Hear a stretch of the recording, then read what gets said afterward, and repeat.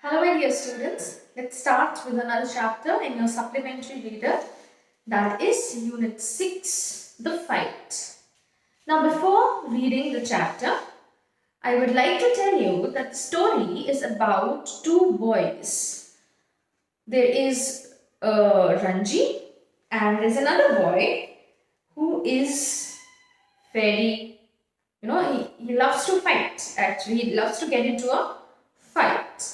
And he called himself a warrior, a fighter. So the story moves around two boys who had gone in the summer vacation to their native village. And in that station, in the hill station, it is in the summer season, they come across a lot of forest around that is covering the hill station. And how this boy Ranji, how he finds a pool of water and he enjoys there his summer vacation in dipping into the water and feeling so cold and nice. And how he comes in across this boy who also claims to own the pool, that means it belongs to him, and how they get into a fight that who actually is the owner of the pool or who can swim in the pool, and how this fight leads to what situations, and then how this fight turns into a start of a good friendship. So let's start with the chapter. Chapter 6, The Fight. Ranji had been less than a month in Rajpur, where he discovered the pool in the forest. It was the height of summer and his school had not yet opened, and having as yet made no friends in this semi-hill station, he wandered about a good deal by himself into the hills and forest that stretched away interminably on all sides of the town. So Ranji had been there in Rajpur for vacations and he had been there without any friends, no school, and he had not yet made any friends in his village, and he roams about alone in the forest nearby. That is, interminably means endless forest that stretches nearby his village. It was hot, very hot at the time of the year, and Ranji walked about in his vest and shorts, his brown feet white with the chalky dust that flew up from the ground. The earth was parched, the grass brown, the trees listless, hardly stirring, waiting for a cool wind or a refreshing shower of rain. So this is actually the description of how the boy was. He was a thin boy with wearing vest and shorts and running about in the village without his bare feet. And about how the summer was in the semi-hill station. It was hot. It was the tree were listless without leaves, without moving, and they were waiting for cool wind to blow and a refreshing shower of rain. It was on such a day, a hot, tired day, that Ranji found the pool in the forest. The water had a gentle translucency, and you could see the smooth round pebbles at the bottom of the pool. So one day he found a pool in the forest, and the water was gentle, not gushing through, flowing, and it has a translucency. That means it was transparent, and that means he was able to see what is below the pool bed. He could see the bottom of the pool clearly. A small stream emerged from a cluster of rocks to feed the pool. During the monsoon, the stream would be gushing, torrent, cascading down from the hill. But during the summer, it was barely a trickle. So this was actually a pool that had emerged from between the rocks, the water that was flowing, and was going to the pool, and it was in the monsoon, it was gushing, and it was a rushing stream that of water and coming down like a cascading, coming down like a waterfall down the hill. But in summers, it was barely a trickle. That means a very weak flow, a very thin flow of water used to flow in the summer season.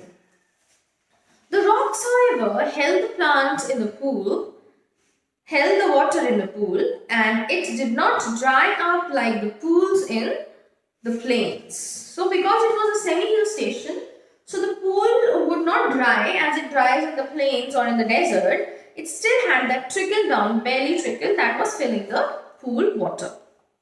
When Ranjit saw the pool, he did not hesitate to get into it. He had often gone swimming along with his friends when he had lived with his parents in a thirsty town in the middle of the Rajputana desert. So when he was living in the desert with the friends, he hardly see such refreshing pool with such cool water. Instead, what did he saw? He saw sticky, muddy pools where buffaloes wallowed and women washed clothes. He had never seen a pool like this, so clean and cold and inviting. Inviting as if it was a total different pool that Ranji had seen any time in his village, and it was very refreshing and very inviting, calling to take a swim. He leapt into the water. His limbs were supple, free of any fat, and his dark body glistened in patches of sunlit water. That means as he jumped in the water, as he leapt in the water, he was like a bird, like very swift. He was thin, he was skinny, free from fat, and his dark body shined in the water, in that sunlit water. The next day he came again to quench his body in the cool water of the forest pool. Quench means to cool his body in that summer season. He was there for almost an hour, sliding in and out of the limpid green water or lying stretched out on the smooth yellow rocks in the shade of a broad-leaved sal tree. So he was enjoying the cool water. He was coming in, out, lying in the under the sal tree on the rocks, and he was enjoying the total view. It was while he lay thus that he noticed another boy standing a little distance away, staring at him in the rather hostile manner, in a manner he was like enemies, like he had an enmity in his eyes. He could see that evil. It was total evil. So the other boy was a little older than Ranchi, taller, thickest, with a broad nose and thick red lips. So he was taller, he was solid built and solid and broad built. He was you can say a wrestler. He had just noticed Ranji, and when Ranji did not see anything, the other called out, "What are you doing here, mister?" The other boy called out. Ranji, who was prepared to be friendly, was taken aback at the hostility of the other's tone. So the way he spoke to him, the way he called out to him, he was taken aback because he thought it would be he would make friends with him, but he had enmity that how can he be enjoying in this pool, and he thought he was about to tell him that this pool belonged to him and he only had the right to swim. "I was swimming," he replied. "Why don't you join me?" "I always swim alone," said the other. "This is my pool. I did not invite you here." The stranger strode up to Ranji, who still sat on the rocks and planting his broad feet firmly on the sand, and said, as though this would settle the matter once and for all. So the expression, the way he was behaving, the other boy was totally inviting for a fight. Don't you know I am a warrior? I do not take replies from villagers like you. This is what he said to Ranji, that he is a warrior and he would not take anything from a villager. He had reached and one hand said he was a warrior and the other had proclaimed himself a fighter. So he had reached in a position in front of Ranji that he had blocked all the way, that nobody, there was no, it was a deadlock, a place or a position where nobody can move or there's no way to escape the situation. So there was little else that could be said. You understand that I am a warrior, said the stranger, feeling that perhaps this information had not penetrated Ranji's head. I have heard you say it 3 times, replied Ranji. That means he's been saying that I am a warrior. 3 times he had said that. And then why are you not running away? That means he's saying to make Ranji scared. He wanted to scare Ranji and he wanted Ranji to leave the place and go. I am waiting for you to run away, said the stranger. I will have to beat you, said the stranger, assuming a violent attitude, showing Ranji the palm of his hand. So now, because Ranji was not afraid, he was just standing in an argument with the stranger. And the stranger felt that he's not afraid. Now he is showing the palm of his hand and he's about to give him a tight slap on his face. Ranji waited. The other boy had a strange hissing sound. That means he's about to attack. Hissing sound he is making, and why he is making that hissing sound, it's kind of a attacking position. They stared each other in the eyes for almost a minute. Then the warrior slapped Ranji. The stranger, the warrior, he called himself a warrior, he slapped Ranji across his face with all the force he could muster. That means he collected all the force, the stranger, and he gave him tight on his face and with all the force. Ranji staggered and felt quite dizzy. That means he felt he was unsteady. He was unsteady. He was feeling very dizzy. There was thick red finger marks on his cheek. There you are, exclaimed his assailant. Assailant means the person who attacks. So the one who was attacking was the warrior, the stranger. Will you be off now? For answer, Ranji swung his arm up and pushed a hard, bony fist into the other's face. Yes, why would Ranji stop? He made a punch and he gave a tight punch to the stranger on his face. And then they